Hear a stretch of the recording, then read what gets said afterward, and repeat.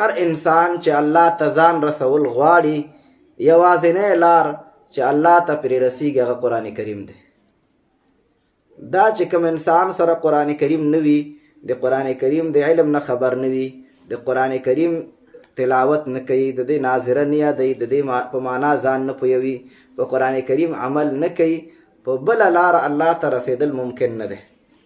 ځکه الله فرمایي ومن یعتصم بالله، چا چې په الله پورې منګولی ولګولو، نو بالله وروسته بل آیات کې راځي چې بحبل الله رسی دی الله. بالله نه مراد بحبل الله دی. او حبل الله څه شی دی؟ نو حدیث کې بیا نبی علیه السلام د دې تشریح کړی دی چې دغه قرآن کریم دی.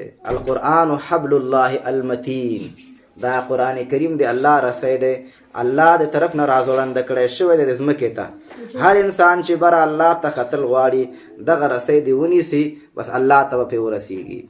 ومن یعتصم بالله فقد هدی الی صراط مستقیم، هر هغه چا چې منګوله ولګو د الله په دین باندې، فقد هدی الی صراط مستقیم، یقینا دته ښودنه وکړی شوه لارې نیغې طرف ته.